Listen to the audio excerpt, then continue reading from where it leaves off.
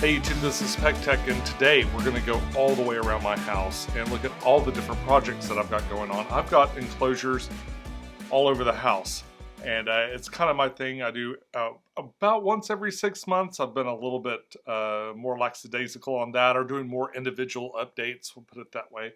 But this is going to encompass everything. So some of the stuff that I've touched on pretty recently, I might kind of show you and just kind of say, here it is again, and then we'll quickly move on to other things we haven't talked about as much. But we're going to cover everything that I've got in the house, every project that I've got going on currently. There are timestamps down below, so if there's a particular project that you've been following or that you're more interested in than the others, or if you watch the whole thing, you want to skip back and go see something again, you can use those timestamps in the description to jump to different parts of the video.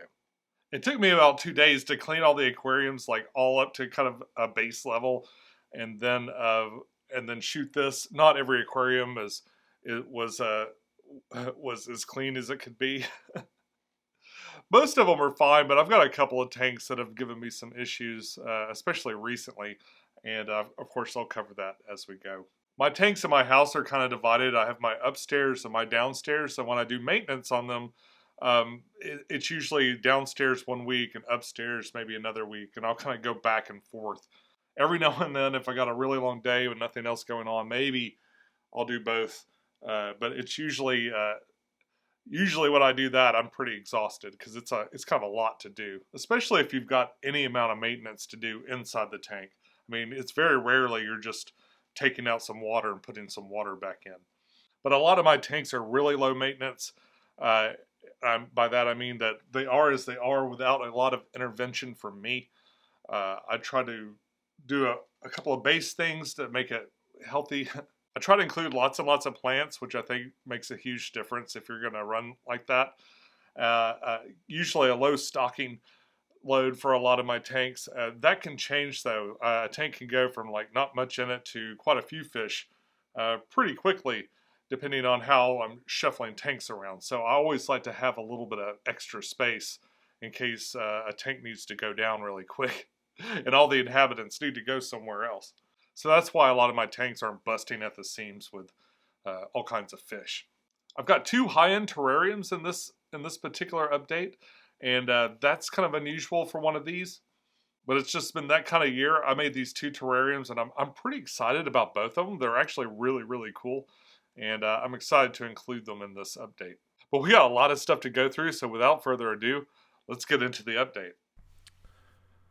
Alright, so I thought we'd start downstairs. This is where a lot of my enclosures are. I try to keep these a little bit nicer than the rest because this is where my guests come in. As you come into my house, you kind of go through this little corridor full of stuff. One of the newest things I've got here is the Vision Cage. It's a crested gecko vivarium. I made it during the vivarium challenge over the summer. It's got an automatic mister, which has been working really well. It makes this a very low maintenance little project for me. I kind of set it up, and every now and then I'll trim some plants. The plants, by the way, are all doing great, especially those nerve plants and these ZZ plants here. Those are good. I've got a money tree in there that's a little bit too big, but I've been just kind of trimming that back as we go. I might eventually have to pull that out. But it's been really neat. Keeping a lizard's been different. He sure is cute. I have to catch him. Most often he doesn't come out. He's nocturnal, and I don't see him very often. And sometimes I'll catch him like this and flip the lights on and kind of take a look. He does not appreciate it. I don't see him a whole lot. I put food in there all the time for him and let him come down and eat it. And it's been an interesting thing having a lizard in the house again. It's been really fun though. My cat has just recently discovered his existence, and he enjoys sitting on the ottoman and kind of watching the lizard when he's crawling around, especially at night. Normally all I see of him would be kind of a silhouette against the glass. Either with the moonlights on or right at dusk. The lights in this terrarium, it's a Fluval light that I put in this terrarium, so it actually ramps up and ramps down, and has a really long evening period, which I'd hoped would lure them out a little bit more than it does. But as it is, when the lights come on, he pretty much wants to be hidden and really enjoys this little lip that's just above the top of this vivarium.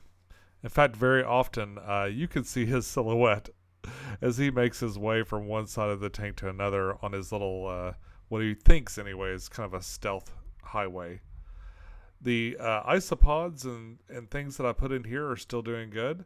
Every now and then I'll turn over one of these little items inside the terrarium and see if some bugs crawl around, and they do. And they must be doing a great job because there's no smell or anything bad in here. It's just like a nice clean little chunk of the forest. And I've really gotten to enjoy this little display.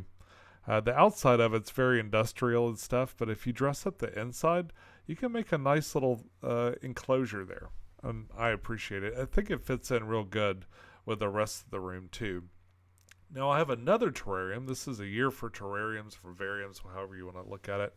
But I've got a really nice one over here. It's the BiOrb Air.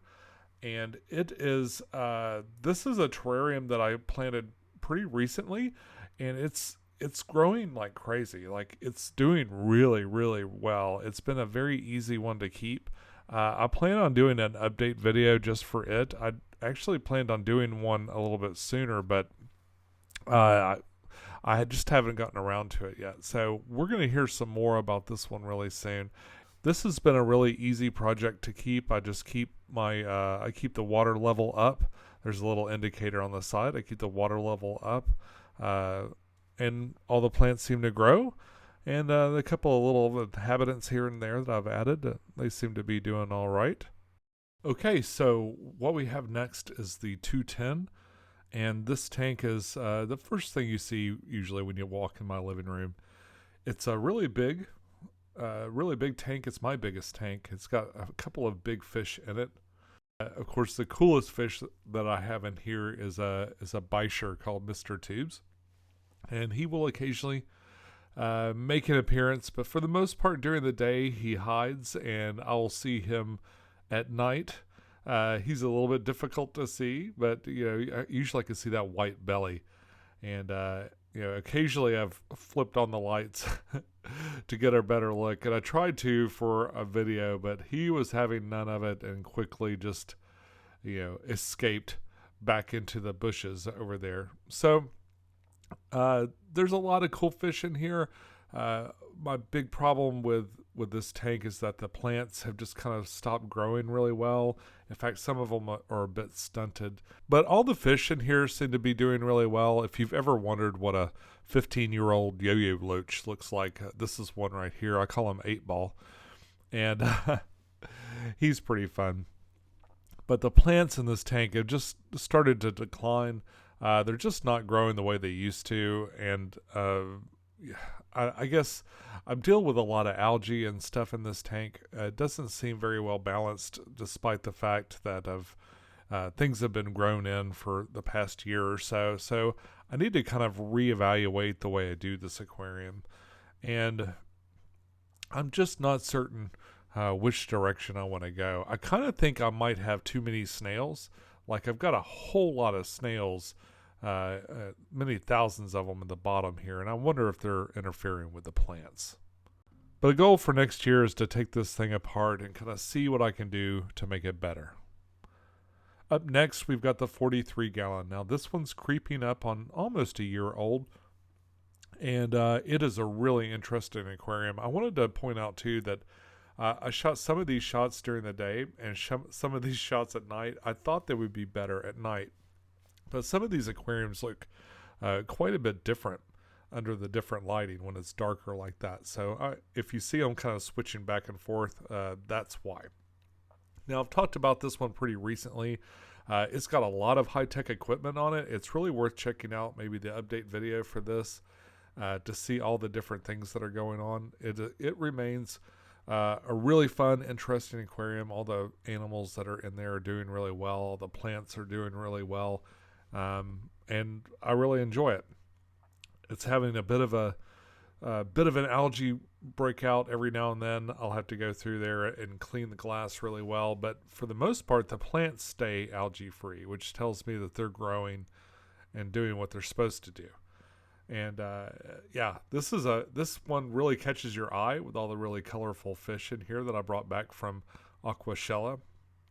And I like it. It's a great way to introduce my room as people walk in the door. And so here we have the Megaflex, and it is one of my most popular tanks on the channel. It's a 32-gallon tank. It's been running for I want to say close to 2 years now. It's doing really well. I've been up and down with this one, but this year especially, it's done particularly well. This one, it's really grown in and kind of come on its own, and all the plants, or for the most part, most of the plants that are in it are plants that tend to grow really slow. So it's a very, very easy tank to maintain. Mostly it's just a little bit of clipping of the Anubias and pulling up a crypt when it starts to wander out into my field in the front, my little grassy area, which is all crypt parva, another kind of crypt. All the fish that are in it seem to be doing really well. I've got peacock gudgeons and green neons and just lots of other little fish in there too. All of them are fun little fish. Ember tetras, of course, and Siamese algae eaters, kind of some baby Siamese algae eaters in there and stuff. I've got a couple of shrimp in there too. I've got some really big old mono shrimp in there too. But it's a really neat tank. It's a really fun one to look at. It's a little hard to photograph, especially like in the day or the night, because it just kind of captures a lot of reflections and stuff. But it is really neat. A lot of people tell me they like this one in person better than they like it on film, and that's nice, But it's hard to really capture what it's like looking at it. But it is one of my favorite tanks. I think the unique shape that these offer really kind of capture people's imaginations, and they kind of offer this weird magnification. I particularly like looking down the sides of them too, because they seem really interesting. It's a really neat way to do a tank, I think. Here we have my little mini waterfall. Now, I don't know if you remember this project. This was a 2020 project, and the pump has stopped working as of just a few days ago. But the plant that's inside there, I guess this is a elephant food plant, I think is what it's called. It's got a wick, so it's still getting plenty of water, and it's growing like crazy. It's actually kind of gotten out of hand. I'm not sure what I'm going to do with that project. Up next, we have the Fluval Flora. This is another one that we've just recently talked about. I kind of did a little cleanup on it, and I refreshed some of the plants and trimmed out some Anubias and put them in other places. Of course, it's hard to tell because this one is almost all Anubias nana, just all up and down that tree, and some Buse down there and some other kind of random stem plants on the side. It's a tank that's really, really stable, really easy to keep. This is a zero maintenance, mostly shrimp tank. It's got some blue-eyed rainbows, some of the red neon blue-eyed rainbows, I think is what they're called. And yeah, I love that tank. Very easy to keep. All right, so up next, we have the Fluval Spec 16-gallon. This is one I've recently rescaped. I kind of did a pretty decent job rescaping this one. I really like the look of it. Kind of sad, one of the fishes I've had for quite a while, which was a half-beak, died the other day.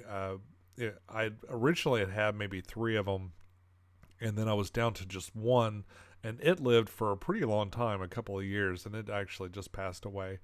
But this one, the rescape on this one is looking really good. I really like it the way it is now.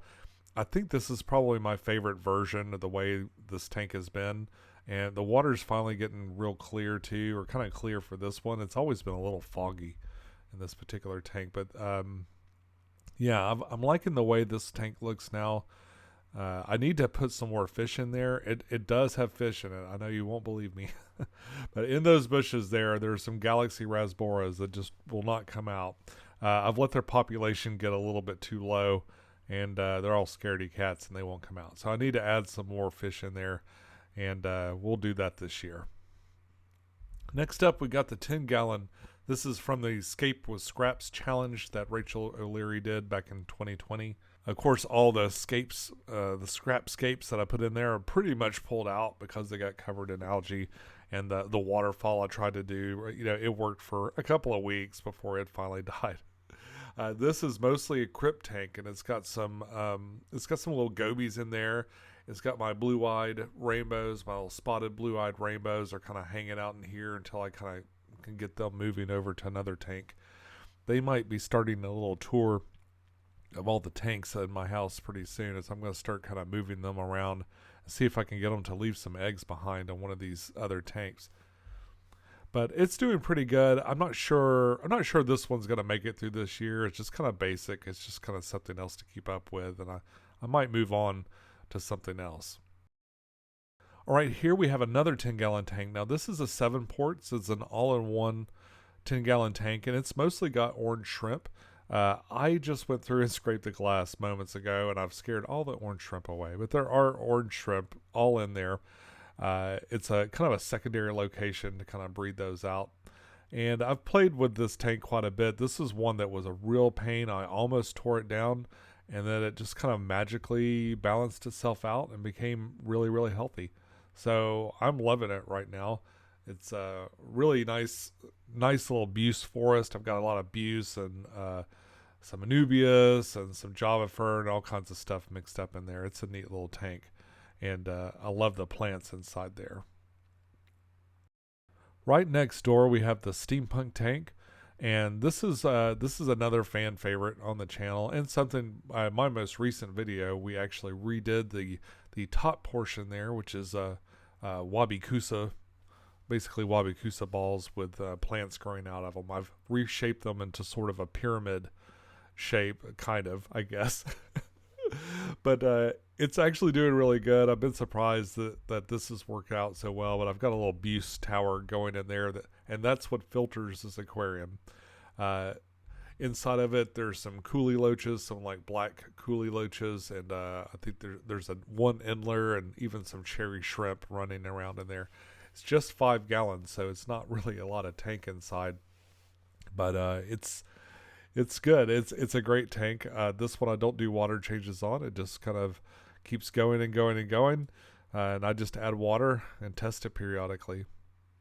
Now on the other side of the game room, we have another tank that's been kind of popular on this channel, and that's my 20-gallon tank that I made with Anoxic filtration, or followed some Anoxic filtration guidelines when I put it together. This is sort of a Frankenstein project for me. I took the corner filter concept and the undergravel Anoxic filter concept and kind of bashed them into this thing. This tank is still doing good. I did an update on it not too long ago, and it's still doing great. I think I need to refill my CO2 because my plants are starting to kind of, like, they're not looking terrible, but they don't seem like they're thriving like they used to. So I'm going to add that CO2 tank back in there, back into the mix, and maybe see if I can, maybe bump up some of the growth that's going on in here. Now, for the most part, it's not bad, but it just kind of seems a little bit stagnant. Like things were doing really well, and then it just kind of stopped. And it did okay for the first couple of weeks after the CO2 ran out, but I don't know, maybe it's time to turn that back on. As we move down the way here, we have the 27-gallon. This is a Hydra 27-gallon, and it's also made by 7 ports. It's also an all-in-one, so it's got a whole Fluval Spec style filter built onto the back of it. Overall, this tank's doing pretty well. It's been a little bit more difficult to maintain lately, and I think it's time to go in there and take some of those Anubis leaves out and thin things out a little bit. Some of the leaves are getting a little ratty, but I started off with like so many plants in here that it's just gotten very, very congested. Things are covering each other, and it's starting to kind of get, I don't know, it's just a little too jungly for my taste. I think I'm going to go in there probably this year and take about half the plants out and really clear it out. Now, all the fish that are in there, they all seem pretty happy. A lot of them hide in these bushes and stuff, and I don't get to see them much, but I've got peacock gudgeons, Siamese algae eaters. I've got the little banded rasboras. I've got, of course, orange shrimp. Some of the bigger of the orange shrimp live in here. Some Amano shrimp, and I think those are the peacock. Yeah, those are the peacock gudgeons I brought back from Aquashella a different time. It's a great tank. So here we have the 57-gallon cube. This is my oldest aquarium. It is. I've kind of lost track actually of how old it is. I think it's more than 10 years old. It's. I made it way back in the beginning of this channel, and it's just kind of endured over the years. It's got a Biomaster Thermo 350 filter on it now. It's got a lot of fish. These fish that are all in here are fish from other projects, that, like other aquariums that were broken down and they were moved into here. The fish that kind of started this tank out were a lot of the ones that ended up in the 210 later on. So I moved them downstairs and I started moving other small fish into there, and it's been great. I probably will break this one down this year. I keep saying that, but I think this year I probably will end up breaking it down eventually. And the last tank is one of my newest ones. This is a 20-gallon dirted tank. This one has been I'm on the what I like to call the ignore phase of this thing, and I ignored it a little bit too long. So the plants are looking a little ratty. It's had a bunch of hair algae everywhere, and it's been I wouldn't say it's been unhealthy, but it's been growing in kind of a very unattractive way. So I'm still waiting for the plants to kind of take off and really, or any plant other than algae to take off and really start to grow, but I haven't seen that yet. I know I need to just kind of be patient and like give this one some time. So this is one that we're going to wait on. I still haven't put a proper filter on. It's a little foggy because I just did a water change on this right before I shot the video. But it's still got this little box filter in the back that's just full of carbon to move water around. And I've added a little Pandagara. This is a baby Pandagara to help me clean off the glass and help me clean off the plants and stuff. And I think I'm going to start gradually adding more fish to this tank, and maybe that'll help a little bit with keeping the plants clean.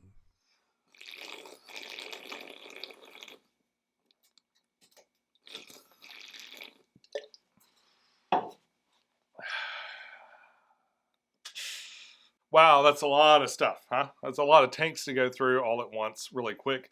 Remember, there's a playlist that's just updates. So if you want to follow any of these tanks back through all the other updates and stuff, be sure to check out that playlist. Okay, folks, I'll be back real soon with another video. In fact, the next video you'll see will probably be for this little heater. Hydra was nice enough to send me this cool little heater, and they're also offering a discount code. So if you need a heater, you might want to check out the link down below for 20% off this little heater. I'm going to talk about it and how it works next week. So until next time, follow your bliss, keep a clean tank, and I'll see you soon. If you'd like to know about that update playlist that I mentioned, it's right here. And if you would like to see what the algorithm thinks that you might like, you can check it out right here. I'd be interested to know how they did. Don't forget to subscribe. I'm really close to 50,000, and I'd love to see you again. Bye-bye.